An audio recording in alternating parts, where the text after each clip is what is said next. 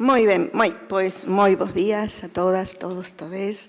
Encantadísimas de que esteades aquí, acompañándonos nestas xornadas tan entrañáveis como xustas.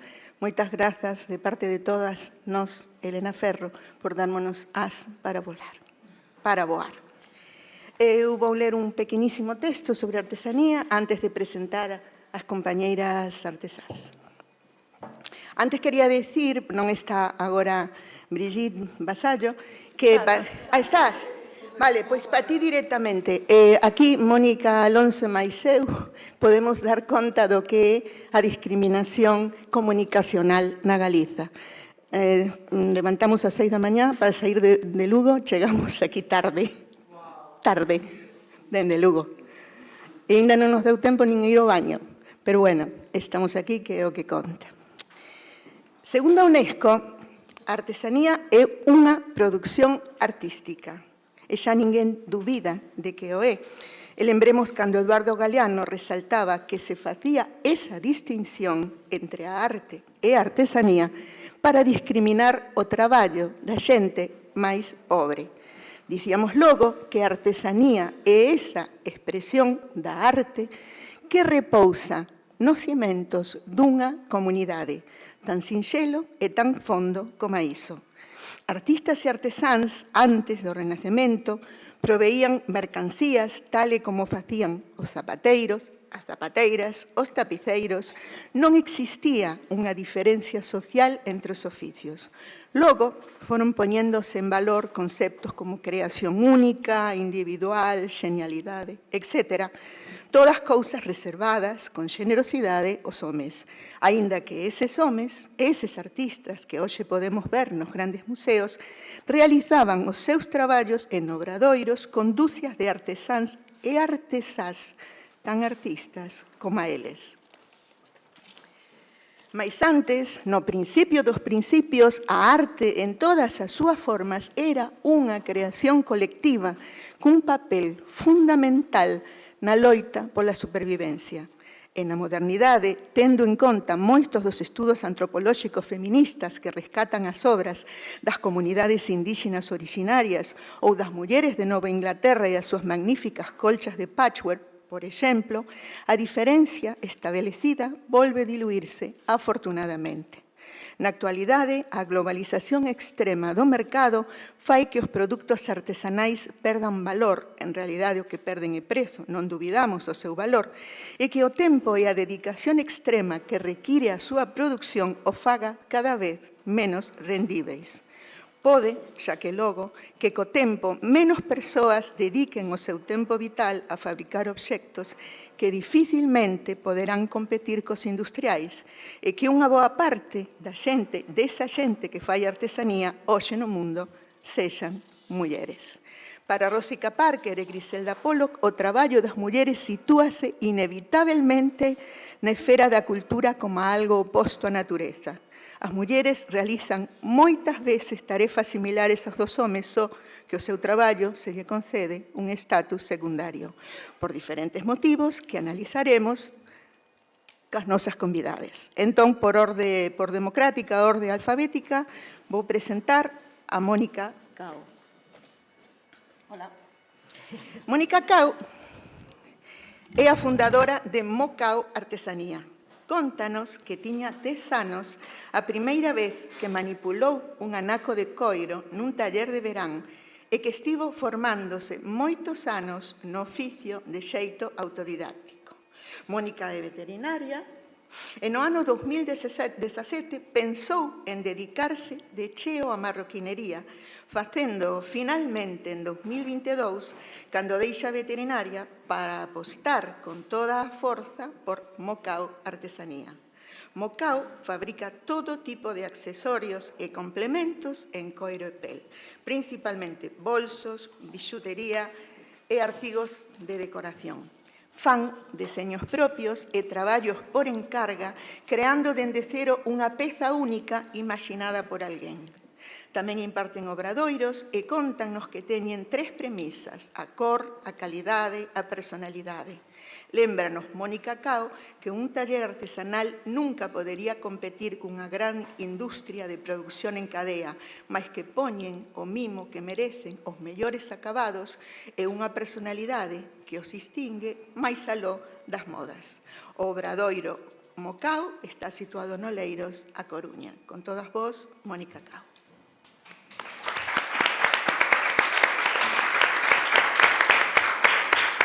Hola, bo día. Bueno, pois xa o contou ela todo, non sei que máis vos vou contar.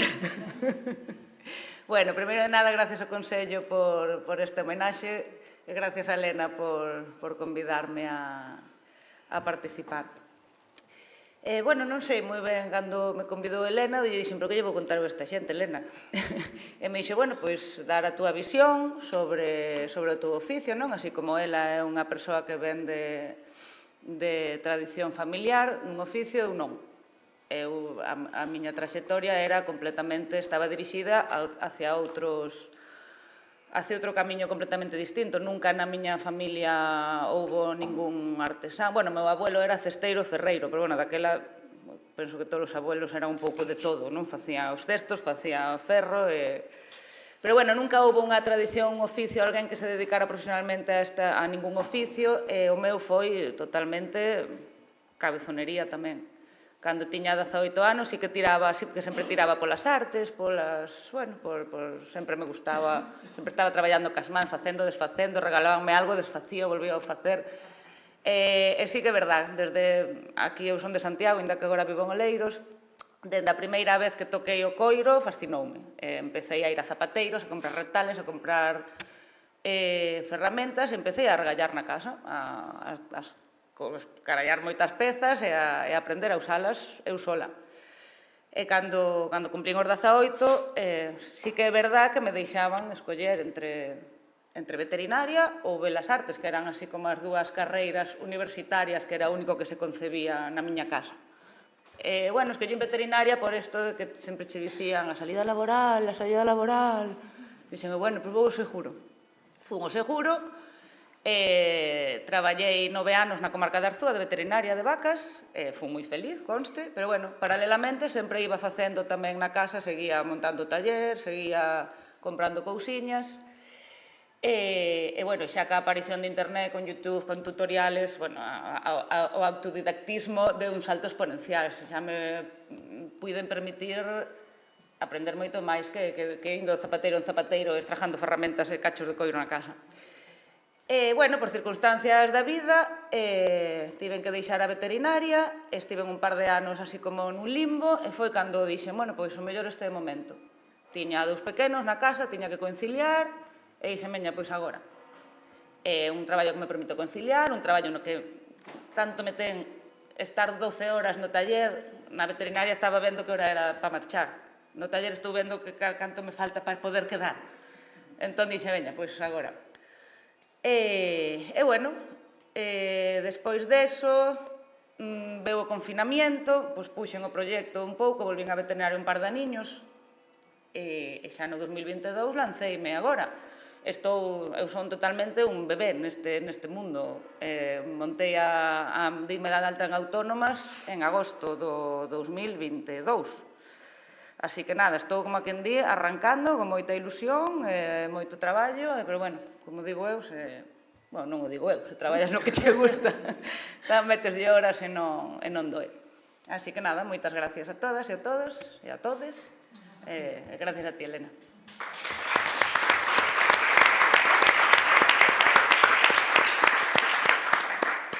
Ben, eu empecé por non presentarme, son Luz de Riva, son membra do CEDIF, membra orgullosa do CEDIF. E agora, bueno, a idea é que interactuedes con elas, non? Que preguntedes, que se faga aquí un...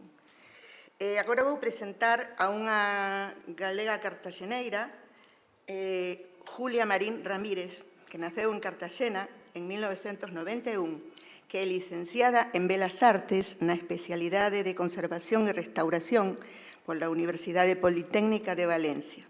Fixo moitísimos cursos de formación en diferentes campos, en actualidade é luthier. e tamén música. Confesa ter unha grande afección polas músicas tradicionais e provir dunha familia que eu chamei, perdón, argalleira.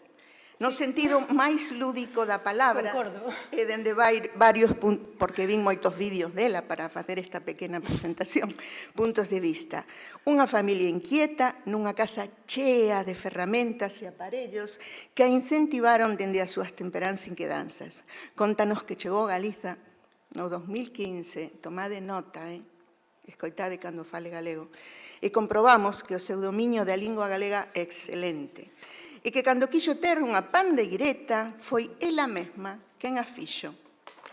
E os anos de Belas Artes, di ela, a aprendizaxe das técnicas e o adquirido pensamento tridimensional facilitáronlle o traballo. Agora ten a palabra. A ver, vou colocar aquí unhas imaxes, non é nada moi elaborado. Eu creo que así. Vale, non sei se pode poñer. Bueno, moi bo día. En primeiro lugar, gustaríame agradecer á coordinadora da xornada pola organización e, por suposto, a Elena polo convite. Non me vou dilatar en saúdos e agradecementos de protocolo, pero sí que me gustaría sinalar que para min é moi especial contribuir a esta homaxe a que é unha das miñas referentes. E partillar esta mesa cos miñas compañeiras e tamén unha alegría co resto de persoas que interveñen. E ademais tamén facelo precisamente neste lugar onde aconteceron dous sucesos que foron determinantes precisamente para a miña relación coa lingua galega, que agora non vou comentar, pero logo se cadra no descanso xa. A mí me interesa moito. Xa comentarei. Gustaríame, a verdade, que isto fose máis ben como unha conversa, o que pasa que, o formato é un pouco vertical e non permite moito esa dinámica. Entón, se vos parece da que remate, facedes as vosas achegas ou logo no espazo de debate, ímolo vendo. Eu vou vos contar por que non son un artista e creo que escollín moi ben entón a miña temática de exposición despois de descoidar esta introducción.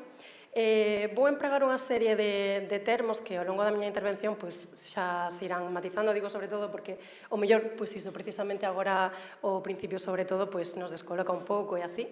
Tamén é importante sinalar que todo o que vou falar agora, evidentemente que contextualizalo no momento e no lugar dende onde estamos falando, porque evidentemente, claro, as nosas concepcións eurobrancas bastante coloniais, o máis probable, non, con toda a seguridade, non aplican en contextos que non son o noso. A nosa realidade é esta, tampouco podemos pretender que é outra.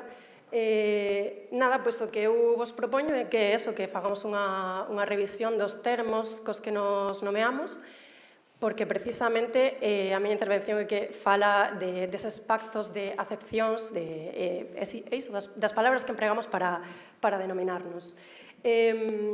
Algúns de vos xa me coñecedes, e ademais ela xa me presentou, estudei conservación e restauración, pero no meu tempo era unha especialidade da licenciatura de Belas Artes, non era unha carreira independente. E xa daquela había unha brecha entre o alumnado propiamente artístico e o de conservación e restauración. O primeiro consideraba que nós estábamos formándonos para exercer un traballo técnico na conservación e restauración, estábamos formándonos como técnicas de conservación e restauración. E falo en femenino precisamente porque a meirande parte de nós éramos mulleres. Tampouco vou profundizar nisto, non me vou deter, pero é curioso, ou non é, que o bo traballo de restauración é o que pasa desapercibido. Eso queda para outra, pero é importante tamén sinalalo.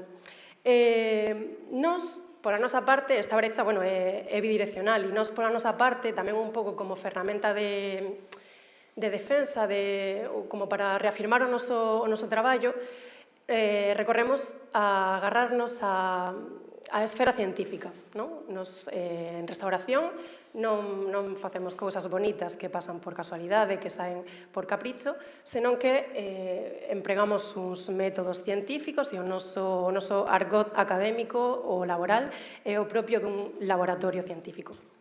Que non ten por que ser malo, eu teño moitos amigos científicos e non teño ningún problema, pero non me sentía moi apelada, porque resulta que cando eu decidira non facer o bacharelato de ciencias, o que estaba abocada polas miñas brillantes calificacións, decantarme polo bacharelato de humanidades, padecín moito esa presión, non? E claro, eu dicía, que non... Eu non estudei grego, latín, historia da arte para que agora me chamen científica. Non defendín as humanidades para agora ter que pasar polo aro da ciencia, polo filtro da ciencia para dignificar o meu traballo. Daquela, pois, bueno, non denominarme, non considerarme ou que non se me considerase artista, pois a priori non supuña un conflito, porque a verdade é que o tiña claro. Non é o mesmo producir arte que restaurar arte. Bueno, pois non, insisto, non supuña un conflito. Non sei se hai outra diapositiva. Sí, deixámoslo aquí. Igual me adianto un pouco, é un pouco de spoiler, pero bueno, tampouco non hai nada relevante. Como dicía, pois non supuña un conflito nese momento, era unha cousa que estaba clara, pero pasaron os anos, tomei outra decisión relevante, que resulta que, bueno, pois eu rematei a licenciatura, rematei un máster de arqueoloxía, estaba plenamente inmersa nunha tese de doutoramento e deixeina. E aí é onde retorna outra vez esta dicotomía entre arte e outras cousas, neste caso, entre arte e artesanía. Vou sinalar aquí por onde vou para non perderme. Bueno, esquecime antes de comentar que na miña facultade, pois tamén, aínda que estaba toda envolta nesta aura de ciencia, polo menos o sector de conservación e restauración, tamén atopei unha alianza nunha profesora que nos impartía dourado e policromía, e que, cando lle preguntaban cantos miligramos de cola de coello había que poñer, pois ela dicía que botaba así, cando estaba pegañento, estaba para usar, non? De feito, ela quitaba as recetas de manuais do século XV e XVI que lía en latín medieval porque non confiaba nas traduccións. Entón, bueno, eu, aínda que estudaba e traballaba co pata branca, tamén lía recetas en latín medieval. Non sei se me explico. Bueno, con todos eses precedentes, deixei a tese porque non encaixaba moi ben nese ambiente. E daquela, pois, escoitei moito, que valente, non? Deixar a tese, lanzarte a vivir de artesanía en pleno século XXI, que, bueno, evidentemente, si é unha aventura, non o vou negar, pero, claro, eu sempre como que lle quitaba ferro ao asunto, porque, claro, eu daquela xa non tiña becas, non tiña contratos, non tiña nin sequera ilusión, que foi o motivo determinante para tomar esa decisión. Entón, claro, a priori, pois, deixar unha actividade que non che está dando cartos para dedicarme a unha que xa estaba exercendo paralelamente e que, ademais, pois, xa estaba dando os seus froitos, en principio, teria que estar claro. Pero entón, por que me levou tanto tempo dar o paso e executar unha decisión que xa tiña eu tomada no meu corazón? E, bueno, co tempo, decateime de que o que había era un impedimento simbólico. Porque, bueno, en xeral na vida está moi penalizado cambiar de rumbo, pero se que, ademais, abandoas unha posición que goza de certo prestixio social, es unha tola, aínda que esa posición de prestixio social te estea matando, pero igualmente es unha tola, non? A ver que non me perda.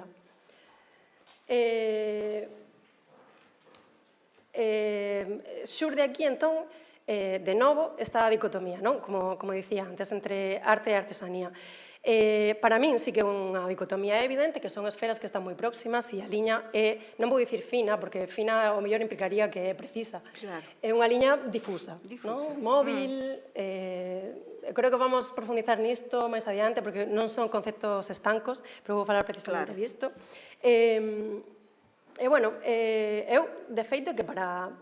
Escoitei moito ao longo e escoito moito ao longo do meu traballo frases como que as miñas pandiretas, as miñas pezas son obras de arte. E eu sei que se fala de a boa intención, con todo a boa intención de alabar o meu traballo. pero resóame toda esa carga de ter que disfrazarme de outra cousa, de ter que poñerme o disfraz de artista, como tiña antes que poñerme o disfraz de científica e a bata branca, non? Bueno, iso, non? Son esferas moi próximas, hai espazos, evidentemente, de fricción, de comunicación, nas que, bueno, se producen, ademais, sinerxias moi interesantes, e, evidentemente, cada quen se denomina como considera. Aí tampouco me meto eu, pero, bueno, tamén é certo que non compartimos exactamente os mesmos espazos,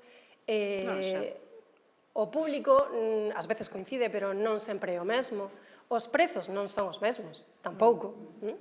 Entón, vamos facer así como un pequeno, vamos a ver, isto que falábamos antes, ás veces, claro, ás veces no taller xorden pezas que poden ter un perfil un pouco máis mixto, pero chega un punto no que todo se convirte na mesma cousa. Vamos facer, como dicía, un pequeno exercicio distendido, tranquilamente, de definicións. Non fai falla que faledes en voz alta, non vos preocupedes, pero vamos pensar simplemente en características, cousas que teñen en común a arte e a artesanía, bueno, cousas que as caracterizan, as particularidades de cada unha.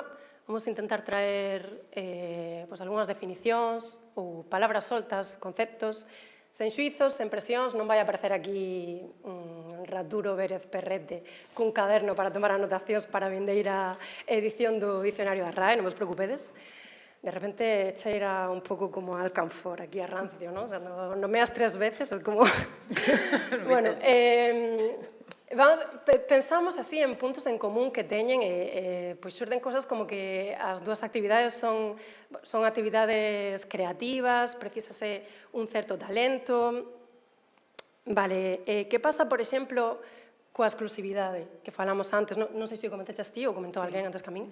A exclusividade é unha cuestión, bueno, xa peliaguda, polo menos no noso tempo. Na arte, unha obra de arte, non hai discusión, é unha peza indudablemente única, irrepetible, exclusiva, con todas as súas acepcións, pero resulta que nos talleres de artesanía, calquera que traballe nun taller de artesanía sabe que tendemos ou procuramos buscar produtos que sexan, en certa maneira, mínimamente replicables para rentabilizar non xa a súa saída ao comercio, sino o propio proceso de elaboración, para economizar movementos, execución, todo, recursos, materiais, sobre todo cronolóxicos tamén. Entón, pero claro, estamos fartas de escoitar que o produto artesano é exclusivo. É certo que se calquera de vos en calquera momento aparece polo meu taller, na pizarra que teño detrás, ides a topar con toda a probabilidade unha listaxe de nomes: Paula, Carme, Isabel, Pablo, Diana, pero é que, aínda que eu estea facendo unha tirada de 20 pandiretas, todas do mesmo modelo, o mesmo número de ferreñas, o mesmo tipo de ferreñas, sen ninguna particularidade, ninguna inscripción que as diferencie unha delas, aínda que eu saiba para quen é cada unha deses instrumentos, pois realmente o produto final, entre así en confianza, tampouco é que sexa especialmente exclusivo, é exclusivo o proceso previo e todo iso, pero o proceso o produto, perdón, non é especialmente exclusivo. Como adquiriu entón a artesanía ese carácter de exclusividade? Bueno, pois resulta que despois das revolucións industriais, tamén o comentou, xa non me acordo quen, os procesos de produción abaratáronse, os custes de produción abaratáronse, deu lugar a un acceso no mercado a unha cantidade de artigos a un prezo moi baixo, moi asequible. Entón, moitos deses artigos antes se elaboraban na casa para uso doméstico e deixou de ser necesario elaboralos na casa ou deixou de ser rentable porque era moito máis doado atopalos no mercado. Entón, iso, o baixo custe dos novos produtos producidos máis en serie, fixo que nos parecera caro o produto artesanal elaborado do xeito artesanal como entendemos a día de hoxe. Por outro lado, tamén foron perdéndose as habilidades manufactureiras que máis que menos, sempre había alguén que destacaba, pero, como decías ti, os nosos avós facían cousas. Eu podería fixar a data na que empecé a dedicarme profesionalmente á construcción de instrumentos musicais, pero non podería dicir cando empecé a facer artesanía, porque eu sempre fixen cousas, non vou citar ninguna celebridade neste caso, sempre fixen cousas e na miña familia tamén sempre se fixeron cousas, non? Entón, non sabería dicir. E antes eu creo que era un pouco así, porque na propia economía de subsistencia se baseaba un pouco niso. Pero esas habilidades perdéronse. Os prezos dos artigos cotidianos eran tan asequibles que a artesanía empezou a afastarse da nosa sociedade actual e agora hai unha certa desconexión que fai que o produto artesanal sexa un pouco máis exclusivo, estea reservado para ocasións especiais, e nese sentido sí que está un pouco máis próximo á exclusividade da arte, como falábamos antes. Pero que resulta que pola mesma época tamén pasou unha cousa, e é que se empezou a forxar o deseño como unha disciplina académica da man da Bauhaus e todas esas cousas que pasaron en Europa a principios do século XX. Insisto que todo isto que conto é no noso contexto, que non aplica noutros casos, non? Con esta corrente académica, por unha parte está a Bauhaus e logo a corrente máis industrialista de largas producións, retomouse un pouco o conflito entre a división clásica entre as artes maiores e as artes menores. E ollo aquí coa terminoloxía de novo, porque adiviña de que, nesta división tamén hai unha pouca de xerarquía de clase da que evidentemente somos herdeiras a día de hoxe. E por iso, precisamente, se tendeu un pouco a deixar a artesanía en certa maneira desprovista da dimensión intelectual, o capital intelectual era un pouco frío, non? Pero, da dimensión intelectual, facendo que... Vou ler aquí isto, porque que non me esqueza de nada. Iso non, que convencionalmente tendemos a privar a artesanía do capital intelectual atribuindo as eleccións que se toman a resultados de probas ensaio-erro que obedecen meramente a cuestións físicas ou de propiedades estruturais, mentres que a arte está imbuída desta aura de cultura, de complexidade que só é perceptible por un público reducido e selecto. Entón, Europa, claro, necesita limpar desas connotacións, necesita limpar a artesanía desas connotacións negativas que ela mesma pariu. Entón, necesitamos inventar termos novos como alta artesanía, que non é a que se vende nas praias en mesas de camping, ou artesanía de deseño, ou artesanía contemporánea, artesáns infrecuentes, que ainda escoitei por primeira vez esta semana pasada e quedei con cara de leite fervido, porque a verdade non sei a que se refire. Artesáns infrecuentes, que tampouco teño ningún problema, nin cos artistas, nin cos artesáns infrecuentes. Teño moitos amigos que son artesáns infrecuentes. Que son infrecuentes. Non sei se prega así o termo. Pero, necesitamos inventar termos e tamén é lícito crear termos cando non nos temos ou cando non nos sentimos identificados co que hai. Pero, no meu caso, a verdade é que estou ben así. Máis cousas que pasan entre a arte e a artesanía. A intencionalidade. Ai, que cousa máis romántica. Porque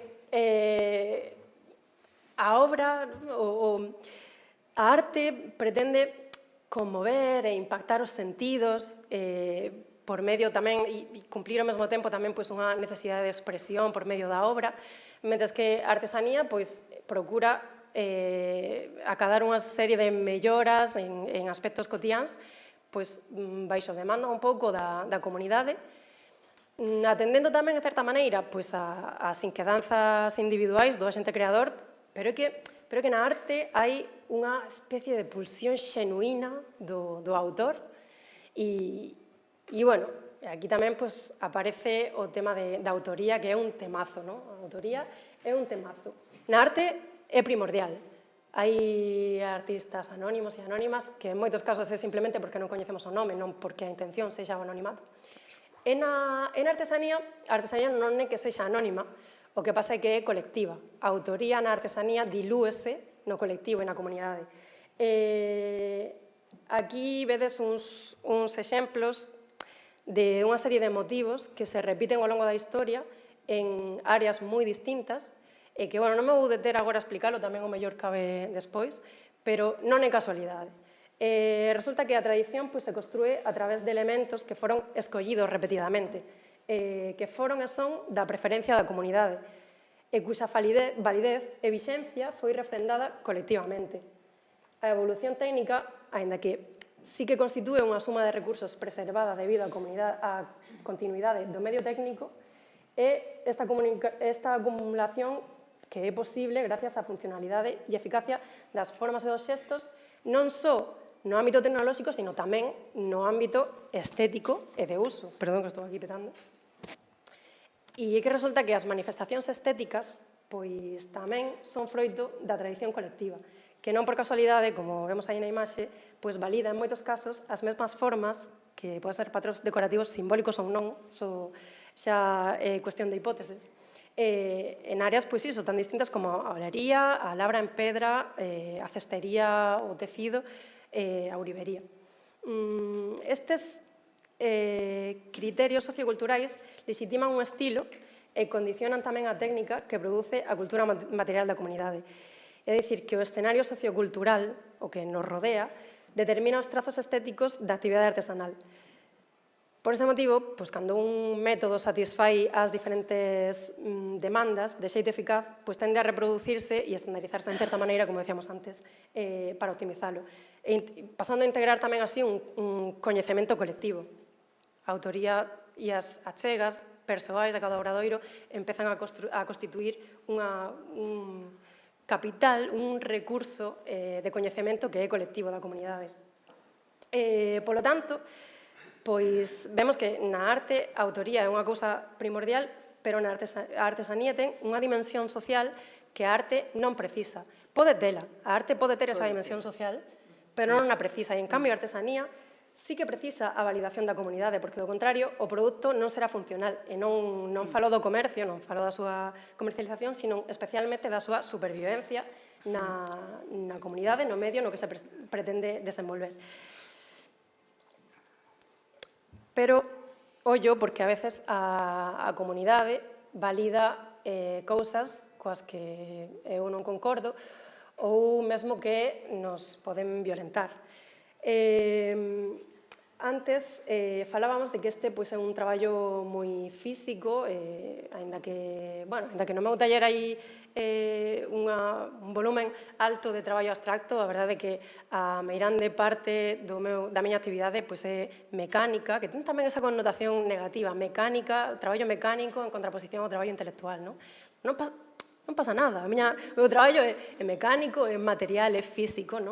E, efectivamente, é que o xesto exercido sobre a materia prima e as ferramentas pois constitúe unha interacción entre todo ese coñecemento que falamos, estes elementos, a través do corpo. Pero resulta que, claro, o emprego do corpo non é aleatorio, senón que está moi condicionado polos usos e costumes da comunidade. Estes usos e costumes, a cada comunidade os xera e os impoñe o seu xeito, e, claro, establece certa norma sobre o xeito máis acaído de usar o corpo. Entón, atopámonos con que a técnica é tamén a expresión da relación entre o individuo e a comunidade, o grupo, a través da pegada social que condiciona a maneira de usar o corpo. Porque iso non se fai así. Non podes usar o corpo así. Ou, para ser máis precisa, ti non podes usar o corpo así. Non é casualidade que sexamos poucas mulleres no gremio, polo menos da construción de instrumentos musicais, como tampouco é casualidade que non haxa persoas racializadas ou outras identidades. Como dicía, na comunidade ás veces validamos cousas que tamén cheiran un pouquiño alcanfor. Eu podería, polo tanto, reivindicarme dende a arte, porque xa vimos que en todo isto non hai conceptos estancos, universais, por suposto que non, inamovibles, nin excluintes, pero onde eu me sinto apelada é na artesanía. É aquí, é no desafío. Son unha muller cunha expresión de xénero que ademais non é moi convencional. Son unha muller constructora de instrumentos musicais. E aí é onde eu me sinto realmente cómoda. Entón, polo tanto, nomearme artesá é sobre todo, tamén é sobre todo, con isto xa remato, é unha escolla política. Gracias por escuchar.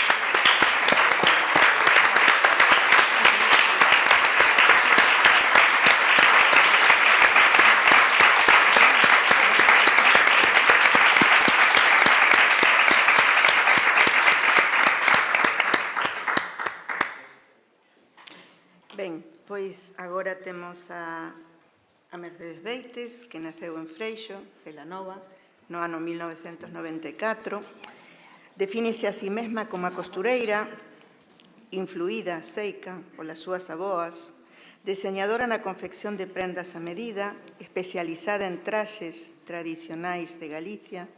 Mercedes fixo un grado superior de artes plásticas aplicado á indumentaria en Tex Moda, Vigo, e a creadora da marca textil Lumecu, un obradoiro de traxes tradicionais con selo de artesanía de Galicia. É unha profesional con varios anos traballando no rural, nunha zona con menos de 800 habitantes. Está convencida de que hai futuro se se pon no traballo paixón e innovación. Dinos que a marca Lumecu é un claro exemplo de tradición, modernidade e innovación.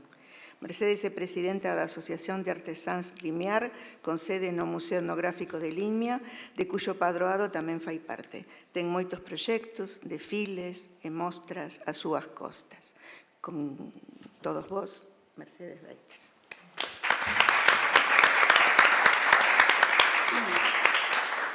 Grazas pola presentación. Mónica, posme aí que teño minimizado para poñer... Non sei como se sae de aquí agora. Aí, está en internet. Está minimizado. Aquí? Perdoa, Julia. Nada. Eu por non ver un desastre. Non sei se queres cambiar de... No, así xa está. Se me faz o favor... Sí, doulle. No, espera, por exemplo... Ti avisasme, eu fago de técnica. Vais estudei para facer de técnica. Bueno, pois isto son eu, así de natural, así a miña vida, isto pasaríame confundir nomes e todo isto. Antes de nada, quero dar as grazas por estar aquí. Sobre todo, quero dar as grazas a Elena e á familia de Ferro, porque me emociono, en verdade, estar aquí nesta mesa, porque é un orgullo estar con estas mulleres, con esta presencia, pero me emociono porque eu son o que son, e non me cansarei de dicilo, por Elena. Porque... eu non yo... É que me... Bueno, outro clines, por favor. Vai, clines, anda. Porque é sentimento que son.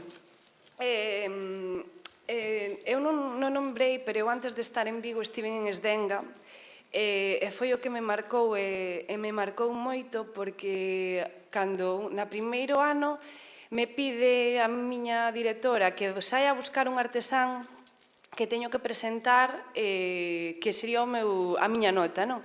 E claro, eu tiña 18 anos, isto foi no 2012, e non tiña nin idea o que era un artesán. E claro, tocoume investigar o que era un artesán, e encontrei a Elena.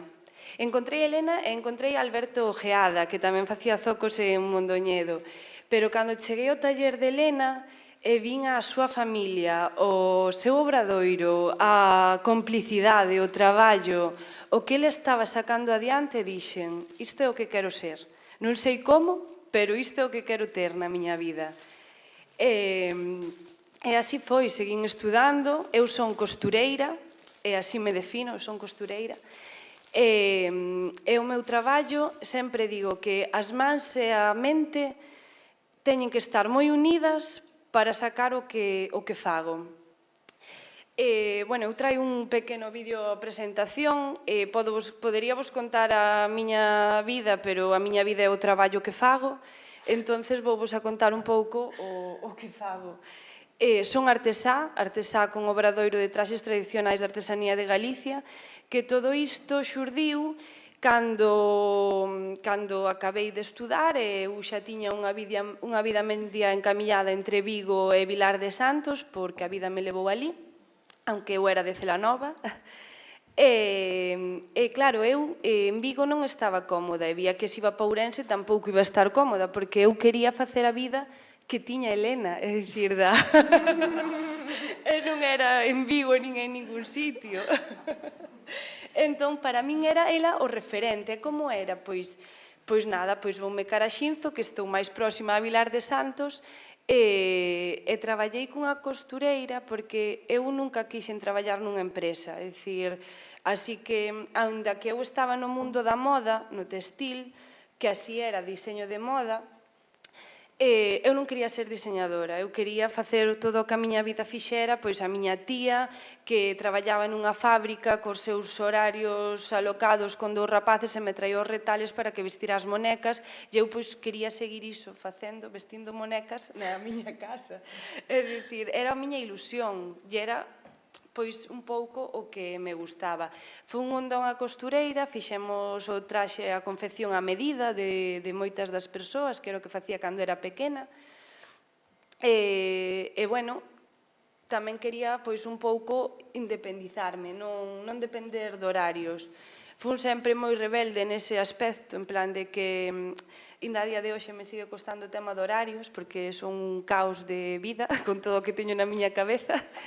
E puxenme por conta propia nun coworking que estaba en Xinzo, que empezaba a ser moi famoso esa palabra coworking, o tema de varias persoas traballando.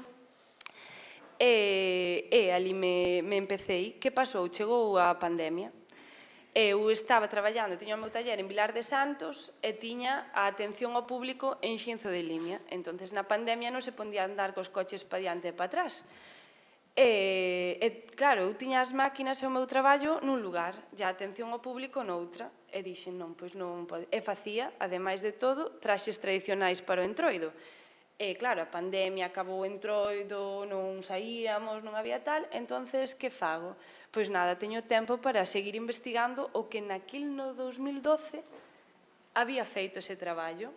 E recuperei a artesanía de Galicia, fixen obradoiro de traxes tradicionais e seguía tendo tempo. Entón, que fixen? Pois debuxar o que me gustaba facer naquelas belas artes que estábamos todos, e debuxei estes estampados que saíron no confinamento. E empecé a definir un pouco a miña marca, por iso que o COVID foi un desastre, pero para min foi como tempo para crear o que hoxe son. E despois, eu, en Vilar de Santos, no meu taller, no baixo da miña casa, estaba moi a gusto, e decidí non sair, e seguir traballando no baixo da miña casa. Que estaba, é dicir, non estaba no estrés dos coches, que era o que eu quería evitar naquil Vigo, e estaba, pois, ao mellor eran as 12 da noite, ai, que se me ocurre que isto, neste pliegue, vaille acorde, pois baixo para baixo, poñeme a traballar. E iso creo que é o que me define. Eu, como ben poido comprobar, son unha persoa bastante ao límite. Ao principio intentaba ocultalo, non? É dicir, pois iso é algo que está mal, pero non, porque ao fin e ao cabo é a miña personalidade, entonces non é o correcto, pero tampouco está mal. Entonces, a miña vida, os meus proxectos, cando hoxe, por exemplo, cando me din como estás? Pois en obra.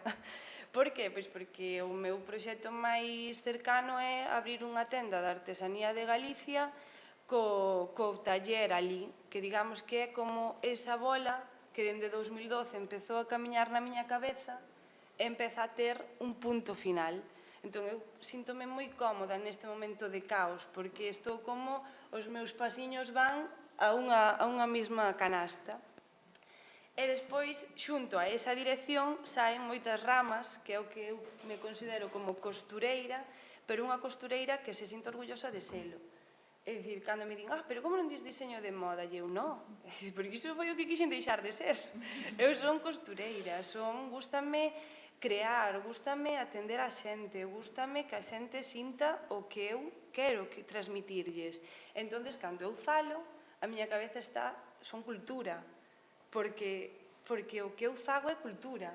Eu considero que todas que estamos aquí hoxe na mesa estamos deixando unha pegada cultural para esa xeración que ven detrás, como fixo Elena no seu momento, e me inspirou para ser o que hoxe son. Entonces, eu considero que non debemos de calar o que somos. Eu non son diseñadora de moda, son costureira, estou orgullosa de selo e de ter unha persoa de 52 anos comigo traballando e ser a miña compañeira, que digamos, pero non é ela que... Non, cosemos as dúas. É dicir, ela é a miña traballadora, pero cosemos as dúas. E oxalá veña unha rapaza máis nova e poidamos ter esa xeneración de decir, somos costureiras, facémolo no rural, porque é donde... Dime, pero por que non te vas para Xinzo, que foi donde... Pois non, porque xa non sería o meu diálogo. Entón, eu necesito estar nun momento da vida donde o meu diálogo este en sentido casmán secamente que sempre defendín. E despois iso que vos comento, tiven a sorte de que se abran portas, de poder ensinar a xente que ven da fora, que é migrante fora, que vexo o noso traballo. Iso para min é un orgullo, porque é como transmitir todo o que fago durante o ano, transmitirlo a outras persoas que van ali e siguen falando do que facemos aquí. Entonces, tamén me sinto moi orgullosa de poder participar neses eventos, así como que dende institutos me chamen e digan, ven a falarnos do traxe. E claro, aí sigo sendo costureira, pero unha costureira que ensina o traxe tradicional, que é a cultura do noso lugar. Entón, estou moi feliz, estou nun momento feliz, caótico, pero feliz. E creo que o caos vai ligado aos artesáns. Por moito que intenten decirnos, o tema, e faime gracia porque a veces intentaba ocultar, non, sou unha persoa, ti no meu taller está todo ordenado, está todo... Non estás. Claro. E agora xa non o oculto, xa son cousas que a pase, é dicir, eu empecé en 2019 nesta transición que chega a unha etapa na que se estabiliza, pero bueno, estabilizar, o que falaba un día con Elena, estabilizarme eu creo que nunca, pero feliz porque agora vou a ter un lugar no que poder enseñar o meu caos con orgullo, porque ata agora estaba no baixo da miña casa e era, viñame unha xente de Suiza a coñecer o traxe, e eu, que apuro, que o garaxe da miña casa, que vou abrir as portas nese caos, todo telas, solamente sei onde están as cousas. E non, agora vou a ter un lugar no que ese caos vou a ensinar e vou a decir, pois, está todo aquí. Bueno, moitísimas grazas por isto. Eu teño un pequeno vídeo que está na páxina porque é un pouco o motivo do rural, dos meus produtos, que son textista, trato de traballar con produtos locais, produtos de España, produtos que estén ligados a... Pregúntame moitos, pero non manchas estampar a Portugal? E digo, bueno, pois, mientras o poida facer aquí, pois pago menos IVA e sigo así, pero bueno. Entonces, isto é o que fun nun día, que este vídeo xa se gravou fai moito tempo, pero o que quero ser todavía, entón estou contenta.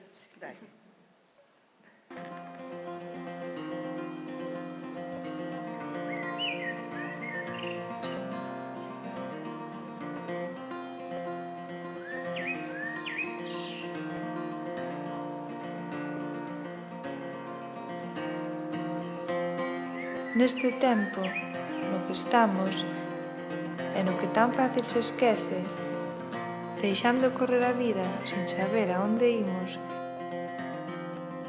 é xusto que nos deteñamos un intre. E entrando a reflexionar sobre costumes de onte, hoxe debemos aprender para mañá ensinar. Aprender rapaces de agora as nosas velas tradicións e as novas xeracións transmitilas sen demora. O noso ha de ser a aurora nos días que virán. A aurora que inundará os días de colorido, de costumes que se foron, pero que mortas non están. E, sobre todo, seguir creando, deixando voar a imaginación e o corazón. Porque para crear, debes ser consciente das tradicións, pero para manter as tradicións vivas, debes crear algo novo.